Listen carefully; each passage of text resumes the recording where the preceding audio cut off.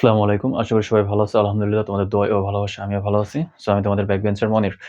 তো বরাবরের মতোই নতুন একটা ভিডিও নিয়ে চলে আসলাম। আজকের টপিকসটা হচ্ছে আমাদের ভারসাম্য। ভারসাম্য আমরা কিভাবে করব? ঠিক আছে? এখানে আমাদের ২ টা টপিকস দেওয়া আছে। মানে উদ্দীপকে দেখো এটা হচ্ছে আমাদের উদ্দীপক মূলত হচ্ছে কিউডি এবং কিউএস। এটা হচ্ছে চাহিদা সমীকরণ, এটা হচ্ছে যোগান সমীকরণ। আমাদের এখান থেকে প্রশ্ন কিভাবে হতে পারে যে উদ্দীপকের সমীকরণ থেকে বা সমীকরণ দ্বয় থেকে ভারসাম্য দাম বা ভারসাম্য পরিমাণ নির্ণয় করো, অথবা চিত্র অঙ্কন করো বা ভারসাম্যের চিত্র অঙ্কন করে ব্যাখ্যা করো। যে কোনো ধরনের প্রশ্ন আসতে পারে। আমরা আজকের ভিডিওতে মূলত ভারসাম্যর A to Z আমরা দেখতে পাবো যে কিভাবে ভারসাম্য দাম নির্ণয় করব, কিভাবে পরিমাণ নির্ণয় করব, কিভাবে চিত্র, কিভাবে ব্যাখ্যা, A to Z আজকের ভিতরে আমরা দেখতে পাবো। ঠিক আছে? তো চলো আমরা আগে উক্ত ২ টি সমীকরণ থেকে ভারসাম্য দাম এবং পরিমাণটা নির্ণয় করে আসি। ভারসাম্য হতে হলে ফার্স্টে আমাদের একটা শর্ত বা একটা কন্ডিশন আছে, সেটা হচ্ছে চাহিদা এবং যোগান ২ টাই সমান না হলে বলে আমরা ভারসাম্য হয় না। যেমন উদাহরণস্বরূপ যদি আমরা বলি যে কোনো কিছু ক্রয় বিক্রয় করার সময় আমরা যদি ওই দোকানদারের সাথে আমাদের দাম এবং ওই দ্রব্যের পরিমাণ যদি ফিক্সড না হয় তাহলে বলে আমরা ওটা কিনতে পারি না। কিনতে আমরা তখনই পারি যখন ২ টাই সমান থাকে। আমাদের চাহিদা এবং যোগান ২ টাই যখন সমান হবে তখনই সেটা ভারসাম্যে পরিণত হবে। তো এই বিষয়টা আমরা এই ২ টা সমীকরণের মাধ্যমে প্রকাশ করব। শর্ত একটাই, চাহিদা ইকুয়াল টু যোগান। ওই শর্ত অনুযায়ী আমরা ম্যাথটা করব। তো চলো একটু ম্যাথটা দেখে আসি। উক্ত সমীকরণ ২ টা আমরা এখানে লিখি।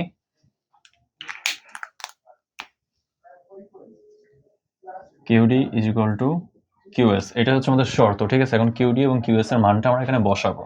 লিখে ফেলি।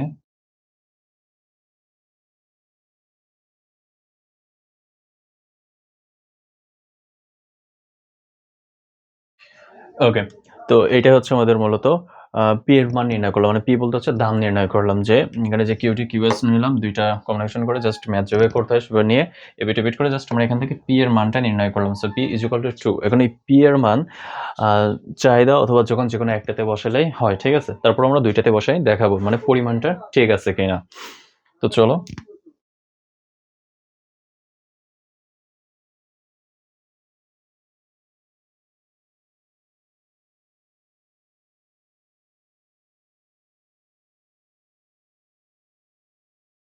দেখো, ২ টাকা দামে আমার চাহিদা এবং যোগান ২ টাই হচ্ছে ১৫ একক। তাহলে আমরা বলতে পারি এটা হচ্ছে ভারসাম্য দাম এবং ভারসাম্য পরিমাণ হচ্ছে ১৫ একক।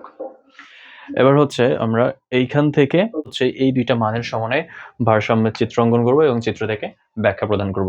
ঠিক আছে? তো চলো।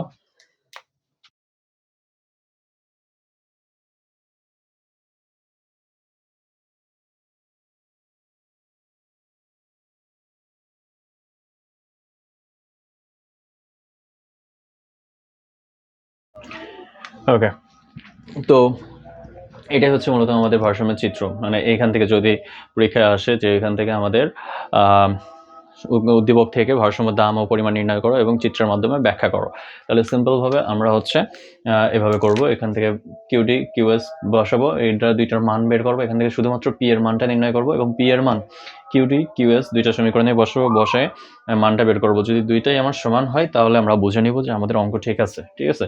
এবার এই বিষয়টাই আমরা আবার চিত্রে উপস্থাপন করে ব্যাখ্যা করে দিব। তাহলে চিত্রের কমন ব্যাখ্যা যেটা আসে, যে চিত্রে ও এক্স ভূমি অক্ষে দ্রব্যের পরিমাণ এবং ও ওয়াই লম্ব অক্ষে দ্রব্যের দাম নির্দেশ করা হয়েছে, এবং ডি ড্যাশ হচ্ছে আমাদের চাহিদা রেখা এবং এস ড্যাশ হচ্ছে যোগান রেখা। যেহেতু ভারসাম্য যে বলেছি যে চাহিদা যোগান ২টাই একসাথে থাকবে, তো এই চিত্রে আমাদের ২টা রেখা একসাথেই থাকবে এবং এই চাহিদা আর যোগান যেই বিন্দুতে মিলিত হবে সেটাই হচ্ছে মূলত ভারসাম্য। ঠিক আছে?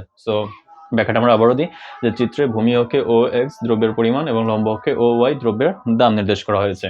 ডি ডি ড্যাশ চাহিদা রেখা, এস ড্যাশ হচ্ছে যোগান রেখা, এবং উক্ত চিত্রে ২ টাকা দামে ১৫ একক দ্রব্য বিক্রিত হয়েছে।